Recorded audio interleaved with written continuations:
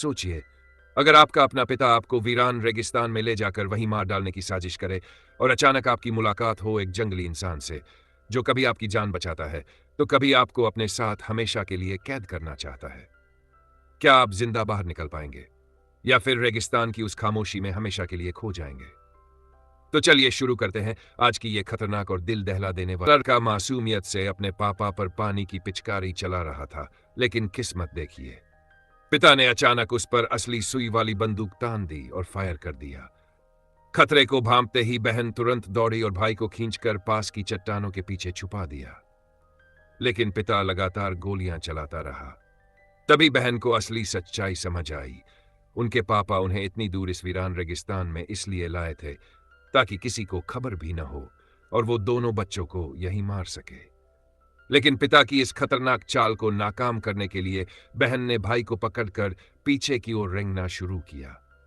बाहर कुछ देर तक खामोशी रही तो उसने झांक कर देखा, पिता वहां से भाग चुका था और उनकी कार को पेट्रोल डालकर जला दिया।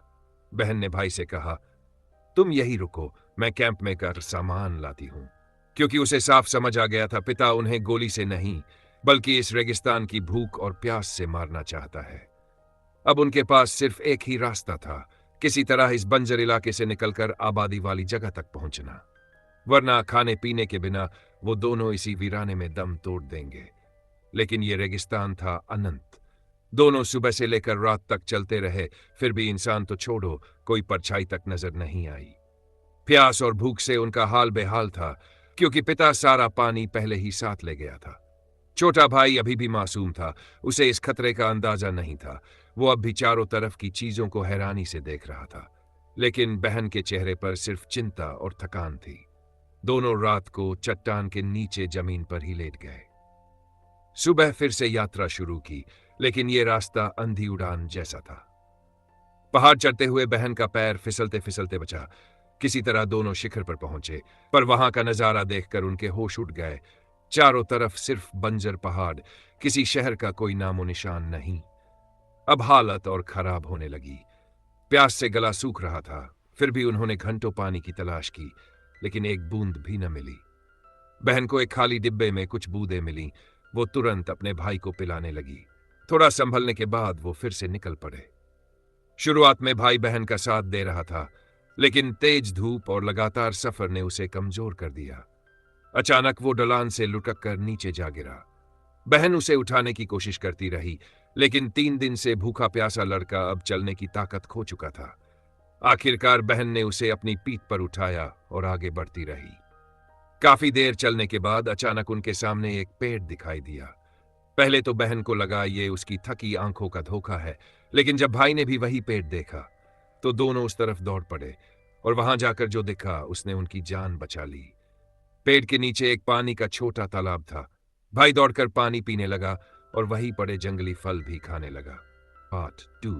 जैसे ही बहन ने देखा कि पेड़ पर बैठे पंछी भी वही जंगली फल खा रहे हैं, उसे तुरंत समझ आ गया ये फल जहरीले नहीं हैं। फिर उसने अपने छोटे भाई को भी दिल खोलकर खाने दिया। 3 दिन से भूखे प्यासे भाई बहन ने आखिरकार पेट भरकर खाना खाया।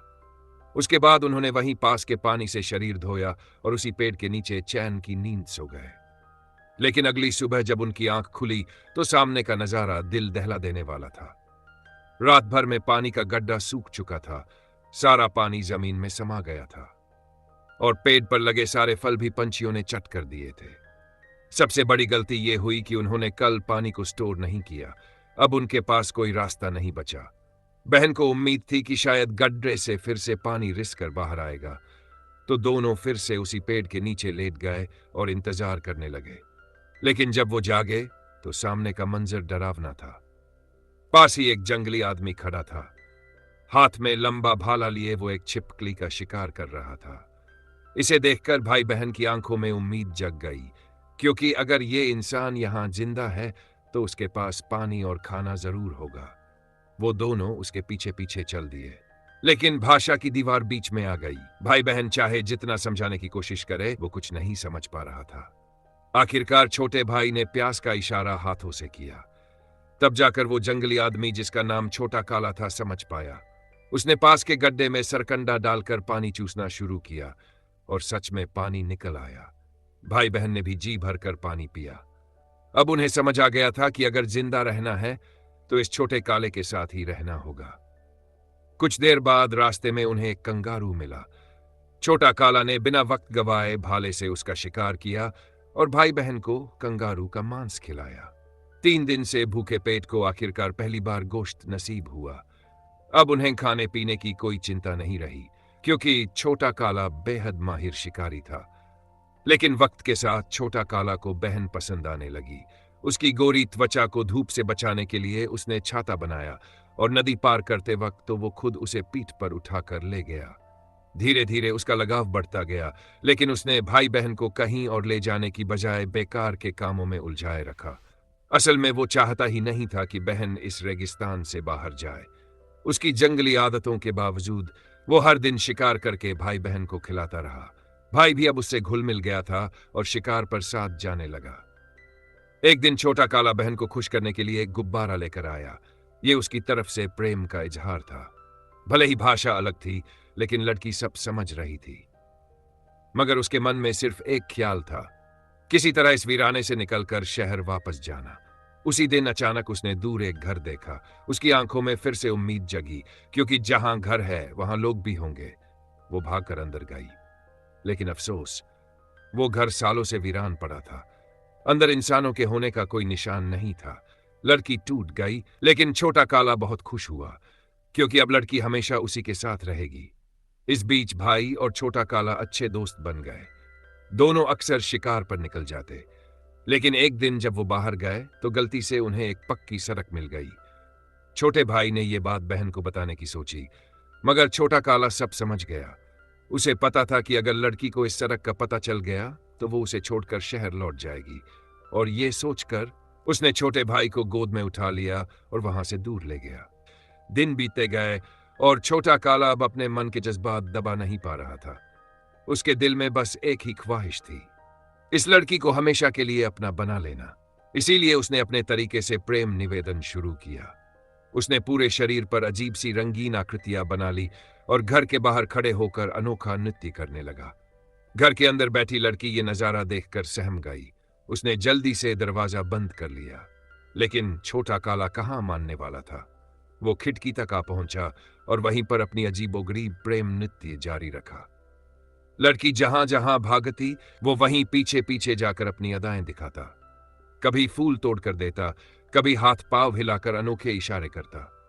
लेकिन लड़की का दिल नहीं पिघला। थक हार कर वो कमरे के कोने में छिप गई। सोचा कि नजरों से ओझल होगी तो शायद वो रुक जाएगा। इतने में दरवाजे पर दस्तक हुई। अंदर आया उसका छोटा भाई। उसने बाहर खड़े छोटे काले को देखा और हैरान होकर पूछा, ये क्या कर रहा है? बहन ने हंसी दबाते हुए कहा, शायद इसे नाचना बहुत पसंद है। असल में वो साफ समझ रही थी, छोटा काला उससे प्यार का इजहार कर रहा था, लेकिन यह तरीका उसके लिए बेहद अजीब और डरावना था, क्योंकि उसका मन कहीं और था। उसे किसी तरह शहर लौटना था, ना कि किसी जंगली इंसान के साथ जिंदगी गुजारनी। फिर भी छोटा काला सुबह से रात तक नाचता रहा, इतना कि उसने खाना तक छोड़ दिया। उसके पैरों में जान नहीं बची और आखिरकार थककर जमीन पर गिर पड़ा। लेकिन जब देखा कि लड़की अब भी उसकी तरफ ध्यान नहीं दे रही तो उसका दिल टूट गया। वो फूट फूट कर रो पड़ा। उसे समझ आ गया, ये लड़की उसे कभी प्यार नहीं करेगी। अगली सुबह जब बहन और भाई नींद से उठे तो उनका खून सूख गया। पास के पेड़ पर छोटा काला फांसी पर झूल रहा था। असल में उसके कबीले में अगर कोई क्योगो में नाकाम हो जाए तो ये बहुत बड़ी बेइज्जती मानी जाती थी। उसके लिए जीना शर्म की बात थी, और इसी शर्म से बचने के लिए छोटा काला ने अपनी जान ले ली। और इसी के साथ खत्म होती है रेगिस्तान में फंसी इन मासूम जिंदगियों की ये दर्दनाक कहानी, जहां जीने की चाहत और प्यार की तड़प मौत के साए में हमेशा जंग लड़ती रही। अगर आपको ये कहानी पसंद आई हो तो वीडियो को लाइक करें, चैनल को सब्सक्राइब करें और कमेंट में बताएं। अगर आप उस बहन की जगह होते तो क्या आप छोटे काले का साथ स्वीकार करते या शहर लौट जाते? ऐसी और रहस्यमयी कहानियों के लिए जुड़े रहिए। मिलते हैं अगले वीडियो में।